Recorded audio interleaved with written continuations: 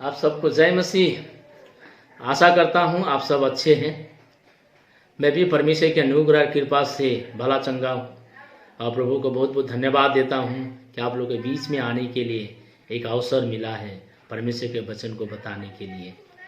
तो आज मैं आप लोगों के बीच में परमेश्वर का उद्देश्य के बारे में बताना चाहता हूँ कि परमेश्वर ने मनुष्य को सृष्टि क्यों किया, आपको और हमको क्यों बनाया, उसके बनाने के पीछे का कारण क्या है, क्यों उन्होंने आपको और हमको बनाया, क्या उद्देश्य था, क्या मकसद था जो परमेश्वर आपको और हमको बनाया। फिर आज इन सवालों के साथ में आपके बीच में परमेश्वर के वचन को बताने के लिए चाहता हूं और कुछ सिखाना चाहता हूं कि परमेश्वर ने मिस्र से इजरायली लोगों को छुड़ा के क्यों लाया, लाल समुद्र को उन्होंने क्यों दो भाग किया, आखिर यीशु मसीह को इस संसार में क्यों भेजा, पवित्र आत्मा को इधर हमारे बीच में क्यों भेजा, आखिर वो हमारी प्रार्थना को क्यों सुनता है, वो हमसे प्यार क्यों करता है। इन सब के पीछे क्या कारण है, क्या उद्देश्य है, क्या मकसद है, फिर आज मैं आपको इस विषय में बताना चाहता हूं। लेकिन क्या आपके पास में इस सवाल का जवाब है कि आपको मालूम है परमेश्वर ने मनुष्य को क्यों सृष्टि किया, परमेश्वर ने आपको क्यों बचाया है, उसके पीछे क्या कारण है।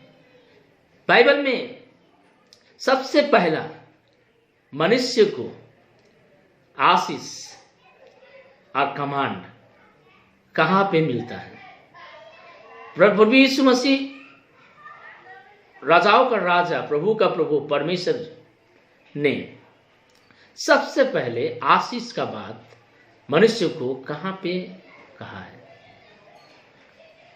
वो कौन सा पुस्तक है, कौन सा अध्याय है जहां पे परमेश्वर ने फर्स्ट सबसे पहले मनुष्य को आशीष किया और साथ में कमांड भी किया है। आइए हम लोग उत्पत्ति का किताब अध्याय 1 का 28 को देखते हैं। हम वहां देखेंगे कि परमेश्वर ने सबसे पहला आशीष और कमांड दिया है। उत्पत्ति की किताब 1 का 28। और परमेश्वर ने उनको आशीष दी और उनसे कहा, फूलो फलो और पृथ्वी में भर जाओ और उसका अपने बस में कर लो और समुद्र की मछलियां तथा आकाश के पक्षियों और पृथ्वी पर रेंगने वाले सब जंतुओं पर अधिकार रखो। हम यहाँ पे देखते हैं कि सबसे पहले परमेश्वर ने मनुष्य को आशीष दिया है और कमांड भी दे रहा है। वो आशीष क्या है, वो कमांड क्या है, कहता है फूलो फलो और पृथ्वी में भर जाओ। हम शुरू में यहाँ सबसे पहले हम लोग देखते हैं यहाँ पे परमेश्वर का उद्देश्य क्या है कि मनुष्य फूले फले और पृथ्वी में भर जाए। वो चाहता था कि हम सब पृथ्वी में पूरा भर जाए। यह परमेश्वर का उद्देश्य है प्रिय। लेकिन हम लोग देखते हैं परमेश्वर ने तो कहा दिया कि फूलो फलो पृथ्वी में भर जाओ, लेकिन जब हम 3 अध्याय में आते हैं तो पाप आ जाता है।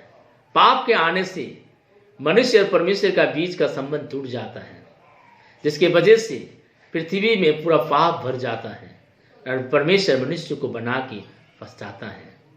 लेकिन हम बाइबल के अनुसार देखते हैं कि बाइबल में कहता है कि परमेश्वर ने फूलो फलो पृथ्वी में भर जाओ, वह बोला हुआ क्या रह जाएगा जो परमेश्वर ने कहा। हम लोग जानते हैं कि परमेश्वर जो बोलता है वो पूरा होके रहता है। वो हम जैसे इंसान की तरह नहीं है जो वादा करके मुकर जाए, हम जैसे इंसान की तरह नहीं है जो वो झूठ बोलता है। वो जो बोलता है वो परमेश्वर पूरा करके रहता है। अगर उसने बोला है कि फूलो फलो पृथ्वी में भर जाओ, लेकिन हम देखते हैं वो बोलता है कि मनुष्य को बना के पछताया और पृथ्वी को जल प्रलय के द्वारा नाश कर देता है। लेकिन उन्हीं में से एक फैमिली जो परमेश्वर की दृष्टि में धर्मी था, परमेश्वर ने उनको बचाया, परमेश्वर ने उसको बचाया। हम लोग देखते हैं जब 9 अध्याय में जब हम लोग आते हैं और 9 का जब 1 हम लोग पढ़ते हैं तो हमें क्या देखने के लिए मिलता है फिर से दोबारा वही बात। फिर परमेश्वर ने नूह और उसके पुत्रों को आशीष दी और उनसे कहा, फूलो फलो और बढ़ो और पृथ्वी में भर जाओ। कि आपको ऐसा यहाँ नहीं दिख रहा है कि दोबारा वही बात को दोहरा रहा है? फिर से दोबारा उसी बात को परमेश्वर कह रहा है जो शुरू में कहा था, फूलो फलो और पृथ्वी में भर जाओ। जब परमेश्वर किसी बात को बार बार दोहराता है, इसका मतलब यही है कि ये बात परमेश्वर के लिए बहुत इंपॉर्टेंट है। इसके पीछे परमेश्वर का कुछ ना कुछ मकसद है, उद्देश्य है प्रिय। और परमेश्वर का उद्देश्य यही है कि फूलो फलो और पृथ्वी में भर जाओ। यहां भी हम लोग देखते हैं दोबारा फिर से वही बात को कहता है नूह के परिवार को, जो जल प्रलय में एक ही फैमिली बचाया गया था, और उस फैमिली को बोलता है फिर से दोबारा उसी बात को, फूलो फलो और पृथ्वी में भर जाओ। नाव का फिर साथ में आते हैं दोबारा और उन्हीं बातों को देखने के लिए मिलता है। कहता है, और तुम फूलो फलो और बढ़ो और पृथ्वी पर बहुतायत से संतान उत्पन्न करके उसमें भर जाओ। यहां फिर से बोलता है कि फूलो फलो और पृथ्वी पर संतान उत्पन्न करके पृथ्वी पर भर जाओ बोल के कह रहा है। इसका मतलब शुरू में परमेश्वर का उद्देश्य यही रहा कि हमें पृथ्वी पर परमेश्वर की बेटा बेटी यानी संतान पैदा करके हमें पृथ्वी में भर जाना है। हम देखते हैं परमेश्वर ने शुरू से कहा है लोगों को फैलने के लिए, लोगों को भर जाने के लिए। लेकिन जब हम 11 अध्याय में आते हैं, 11 अध्याय का जब 4 को हम लोग पढ़ते हैं तो हमको क्या मिलता है? फिर उन्होंने कहा, आओ हम एक नगर और एक गुम्मट बना ले जिसकी चोटी आकाश से बातें करे। इस प्रकार से हम अपना नाम करें, ऐसा ना हो कि हमको सारी पृथ्वी पर फैलना पड़े। देखिए, शुरू में परमेश्वर ने कहा है लोगों को फैलने के लिए, भर जाने के लिए। लेकिन हम यहां पे देखते हैं कुछ इंसान, यहां पे जो लोग हैं, जो निम्रोद, जो एक पावरफुल, एक अच्छा योद्धा, एक शासक था, जिन्होंने बेबीलोन की स्थापना की, वो कहता है कि आओ हम इसी जगह में रहें और हम कहीं ना फैले और हम कहीं ना जाए, यहीं पे हम अपना नाम बढ़ाएं और यहीं पे हम अपना नाम कमाएं बोल के। यहां पे हमें क्या देखने के लिए मिलता है? परमेश्वर ने कहा या कमान दिया है या आशीष दिया है करने के लिए, फैलने के लिए, लेकिन यहां के लोग बोल रहे हैं हम लोग नहीं फैलेंगे। यहां तो साफ कुछ हम लोग देखते हैं कि ये लोग विरोध नहीं बल्कि विद्रोह करना चाह रहे हैं। परमेश्वर से लोग विद्रोह कर रहे हैं कि परमेश्वर हम नहीं फैलेंगे, हम नहीं बढ़ेंगे, हम यहीं पर रहेंगे, हम अपना नाम करेंगे, हम अपने आप को ईश्वर बनाएंगे, लोग हमको दंडवत करेंगे। ये लोग यहां पर इस तरह से अपना योजना, अपना प्लान बना रहा है। क्या परमेश्वर ने जो कहा, जो उद्देश्य जो परमेश्वर का फूलो फलो भर जाओ, क्या वो पूरा होगा या नहीं होगा? मैं आपसे पूछता हूं, क्या होगा या नहीं होगा? यहां तो लोग फैलना नहीं चाह रहे हैं, लेकिन परमेश्वर वो राजाओं का राजा है, वो प्रभुओं का प्रभु है। वो जो बोलता है वो होके रहता है। फिर ये देखिए उन्होंने क्या किया। हम लोग पढ़ते हैं आगे 7 में देखते हैं, 11:7 में, उत्पत्ति का किताब 11:7 में, इसलिए आओ हम उतर के उनकी भाषा में गड़बड़ी डालें कि वो एक दूसरे की बोली को ना समझ सके। इस प्रकार यहोवा ने उनको वहां से सारी पृथ्वी के ऊपर फैला दिया और उन्हें उस नगर का बनाना छोड़ दिया। देखिए परमेश्वर ने ऊपर से देखा मनुष्य क्या कर रहा है, लेकिन परमेश्वर ने उनको कुछ भी नहीं किया, लेकिन उनकी भाषा में गड़बड़ी कर दिया और उनको पृथ्वी में फैला दिया। शुरू में जो परमेश्वर का उद्देश्य था लोगों को फैलना था, यहां परमेश्वर क्या करता है? उन लोगों को फैला देता है। निश्चित रूप से वो लोग फैल जाते हैं। फिर ये परमेश्वर का उद्देश्य यही है कि हम पृथ्वी में फूले फले और भर जाए बोल के। अभी अगर हम लोग देखेंगे संसार के तौर पे इस पृथ्वी पर, तभी हर जगह इंसान देखने को मिलता है। मेरे ख्याल से, मेरे हिसाब से या आपके हिसाब से क्या होना चाहिए, क्या होगा? क्या मनुष्य अभी भर गया है पृथ्वी पे? क्या परमेश्वर का उद्देश्य पूरा हो गया? मेरे हिसाब से भर चुका है। अगर नहीं भी हुआ है तो ज्यादा नहीं भर जाएगा, ज्यादा समय नहीं है, जल्दी ही भर जाएगा। लेकिन आज देखने से जिधर भी देखो मनुष्य से इंसान पृथ्वी पर भर चुका है, भर चुका है। तो क्या आज परमेश्वर का उद्देश्य जो था वो पूरा हो गया? आपको क्या लगता है? मैं सोचता हूं परमेश्वर का उद्देश्य जो है वो पूरा नहीं हुआ है प्रिय। क्या वो ऐसे इंसान से भरना चाहता था? क्या मनुष्य को पाप से भरा हुआ लोगों से भरना चाहता था? क्या उनके उद्देश्य ऐसा था कि तुम पाप करो, आप पूरी तरह पृथ्वी में संतान पैदा करके भर जाओ? मैं सोचता हूं प्रिय, परमेश्वर फूलो फलो पृथ्वी में भर जाओ कहने का मतलब, संतान पैदा करके पृथ्वी में भर जाओ कहने का मतलब था कि परमेश्वर की बेटा बेटी के द्वारा ये पृथ्वी में भर जाने के लिए कहा है। क्या आज परमेश्वर के बेटा बेटी से लोग भरा हुआ है? नहीं प्रिय, आज परमेश्वर चाहता है कि हम सब परमेश्वर के बेटा बेटी से भर जाए। परमेश्वर की बेटा बेटी से भरने के लिए कहता है, लेकिन आज हम देखते हैं कि परमेश्वर के बेटा बेटी से नहीं भर पाया। परमेश्वर आपको और हमको इसीलिए चुना है। परमेश्वर आपको अंधकार से इसलिए निकाला है ताकि जो लोग अंधकार में पड़े हुए हैं हम उनको ज्योति में ला सके, परमेश्वर के करीब ला सके। परमेश्वर ने आपको क्यों बनाया? आखिर परमेश्वर का उद्देश्य क्या है?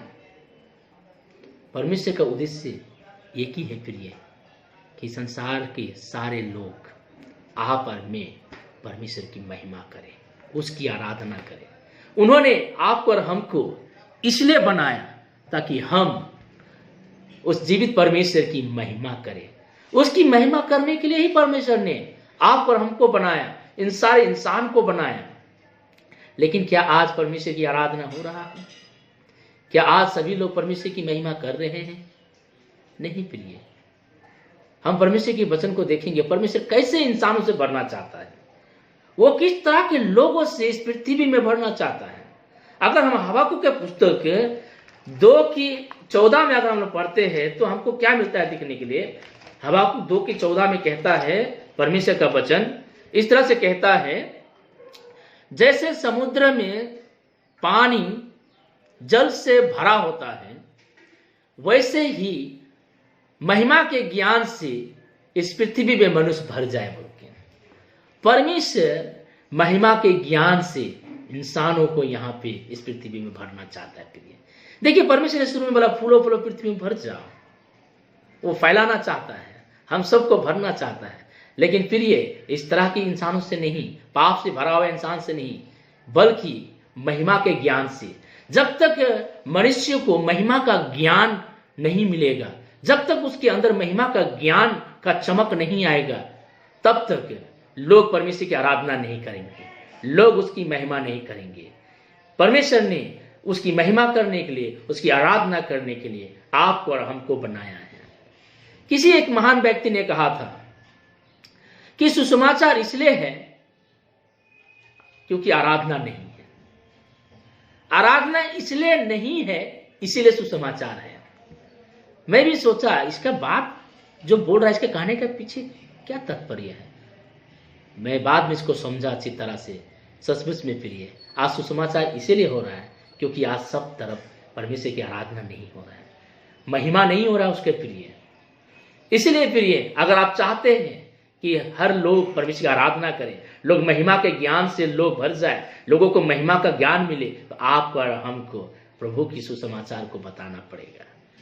यीशु मसीह के सुसमाचार लोगों तक पहुंचना पड़ेगा, तब जाके लोग उस महिमा के ज्ञान को प्राप्त करेंगे।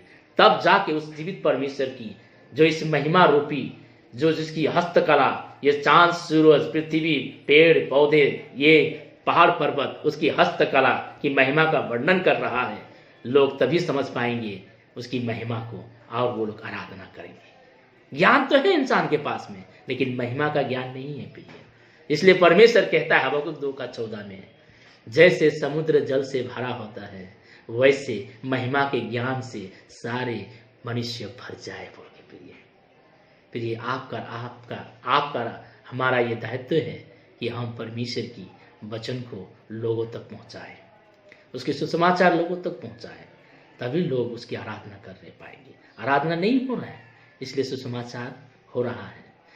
आपको मालूम है ये पृथ्वी एक दिन नष्ट हो जाएगा। बाइबल में कहा है नया पृथ्वी आएगा, ये सब कुछ तबाह हो जाएगा, कुछ नहीं रहेगा। लास्ट में परमेश्वर एक ही चीज हमारे रखेगा, वो है आराधना। जब नया पृथ्वी जब आएगा तो उसमें सब मिलके परमेश्वर के बेटा बेटी के साथ, महिमा से भरा हुआ लोगों के साथ, उस ज्ञान से भरे हुए लोगों के साथ हम परमेश्वर की इस नई पृथ्वी में हम लोग जब आएंगे तब हम आराधना करेंगे। परमेश्वर का ये उद्देश्य है प्रिय कि नए पृथ्वी में हम उसके बेटा बेटी परमेश्वर के संतान से भरे हुए लोग से हम उसकी आराधना करेंगे। सब कुछ खत्म हो जाएगा प्रिय, लेकिन परमेश्वर का आराधना कभी खत्म नहीं होगा, वो हमेशा रहेगा। अंत में सुसमाचार भी नहीं रहेगा, फिर ये रह जाएगा तो आराधना रह जाएगा। इसलिए आज ही आपको मौका मिला है, आप सुसमाचार बताएं। हर विश्वासी का दायित्व है, आपको और हमको चुना है, आपको हमको बनाया है, उन्होंने अंधकार से हमको निकाला है। उसका यही उद्देश्य है कि लोग परमेश्वर आराधना करें। आप जाइए और लोगों को बताइए, यीशु मसीह के सुसमाचार सुनाइए, ताकि उसके पास महिमा का ज्ञान मिले और वो परमेश्वर की आराधना करे। पिता प्यारे प्रभु, प्यारे मित्रगण, प्रिय जन, आपसे मैं यही बोलना चाहता हूँ कि आप परमेश्वर उद्देश्य को समझिए।